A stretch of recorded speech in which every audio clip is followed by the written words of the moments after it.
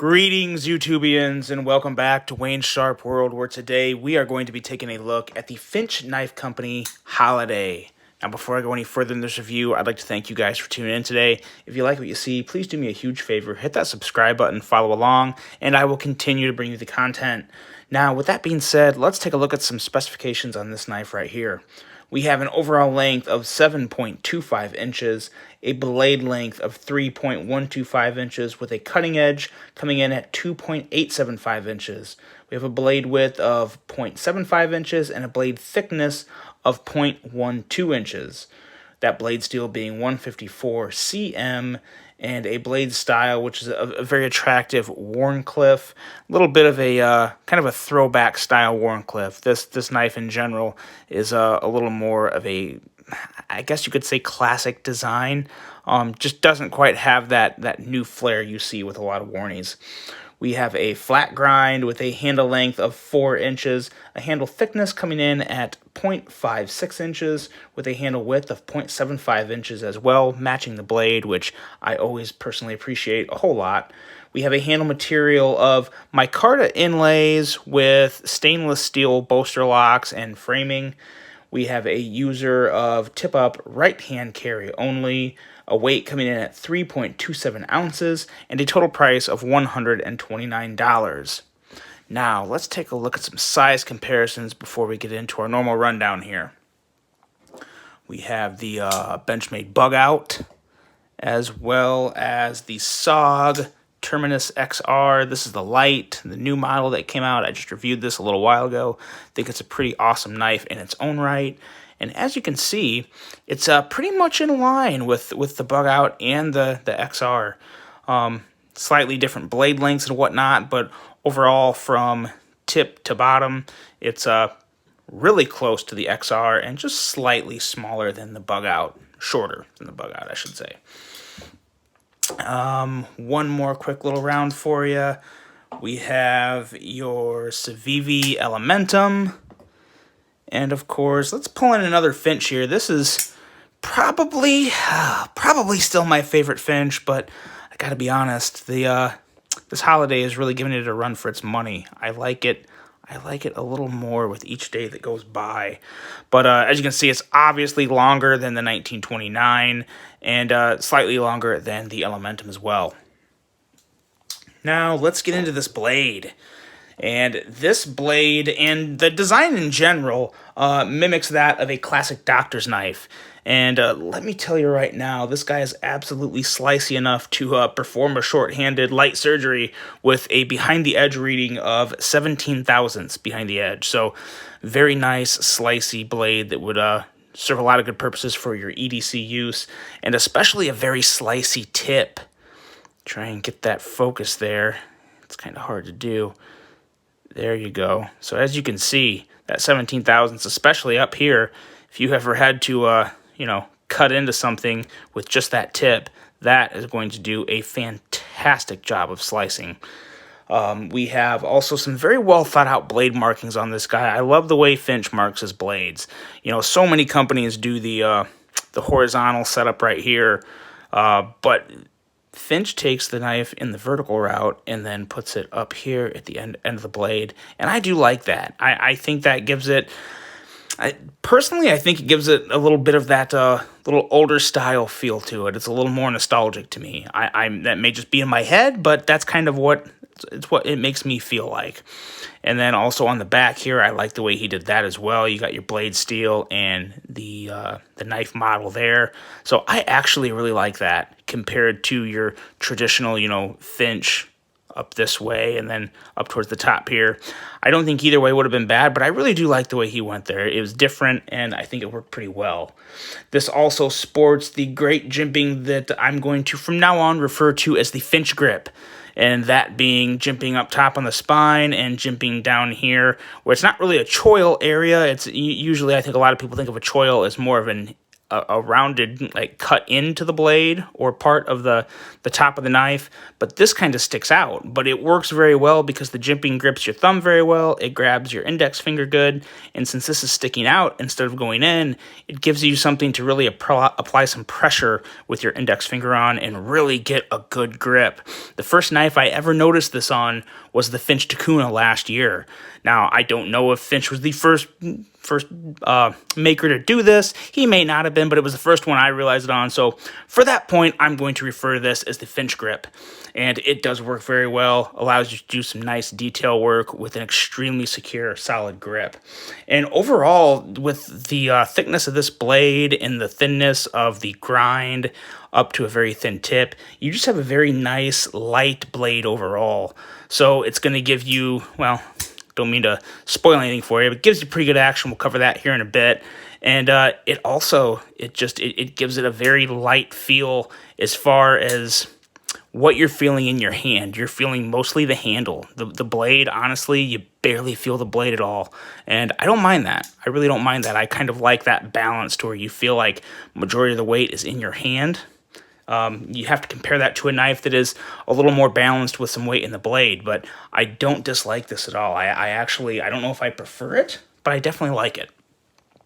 Going on to the handle and ergos, this was a spot for me where I have to say the ergos on this knife are oddly really good for me, and it made me stop for a second because I questioned myself. I kind of called myself out on this because I'm thinking, you know what? Just recently here, I reviewed this Kaiser Lat-Wind, and I was a little rough on it. I said, you know, the ergos on this knife are average at best for me. They're nothing special. But then I thought, they're actually really similar in width and length.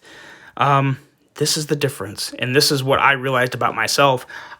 I personally, my hand just really enjoys the more mid-length squared handles. Now, obviously, this is chamfered very well. The edges are nice and smooth, so there's no hot spots, but I like that square feeling in my hand.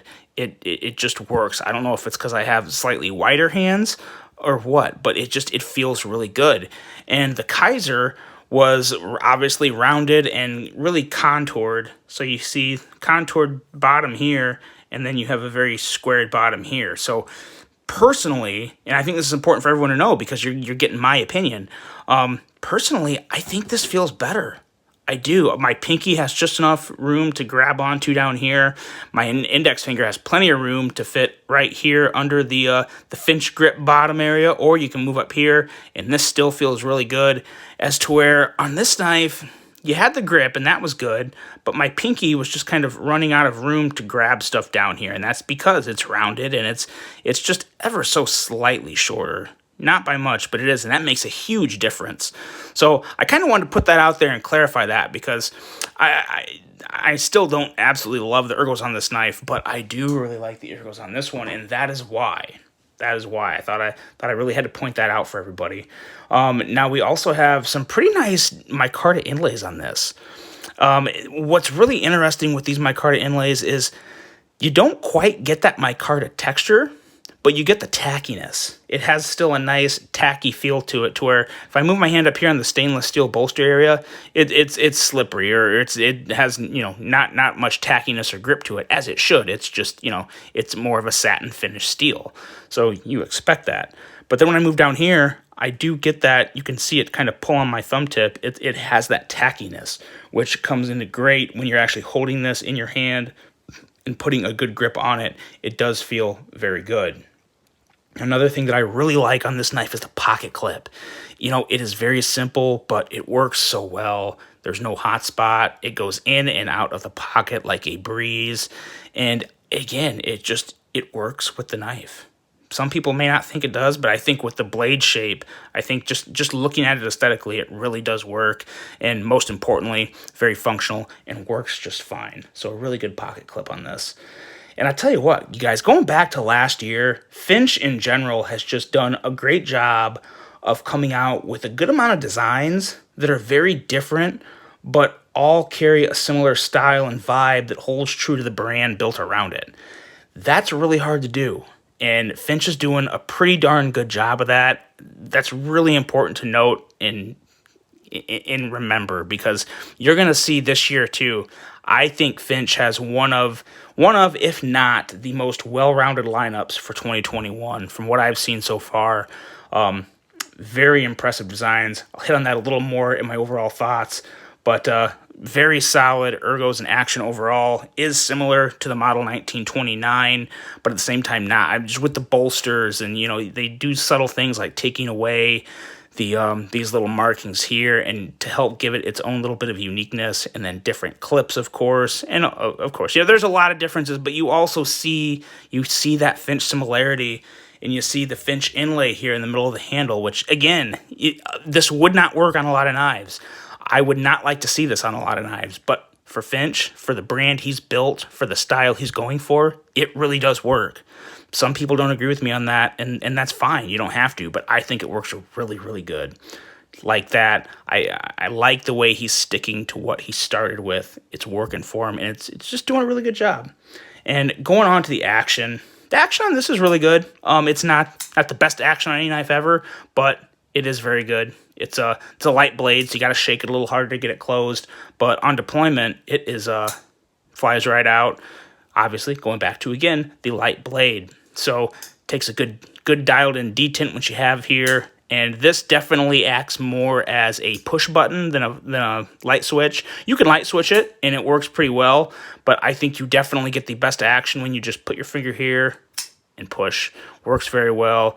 Pretty fidgety. I wouldn't call it any type of a fidget king by any means, but not too bad to sit around and just flip around while you're thinking, because you can get lost in your thoughts. And some people actually use this. It's kind of like a spinner, like a fidget spinner. Just go back and forth and flip. And this is one to where the detent I do think is dialed in just right, to where it's not too hard, it's not too light. Very nice detent on this guy, equating to a very good action. Overall thoughts are pretty darn solid.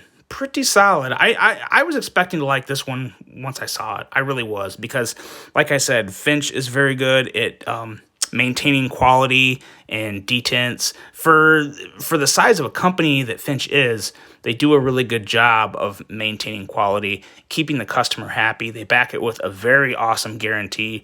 I spoke to a couple people that any little issue they had, he was all over it, took care of them right away.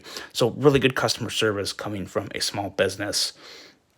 But overall, I would probably, in my list of Finches, because I've handled just about every Finch to this point, or actually I have, not including the ones that are just coming out, but I have now handled all the Finches that have come out. I'd probably rank this one in a tie for second with me. I think it's just ever so slightly behind the 1929, which is still my favorite.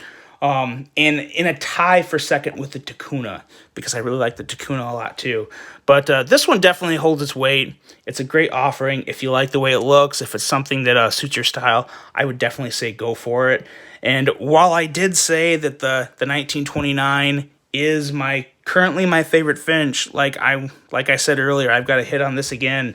The lineup for Finch in 2021 looks amazing.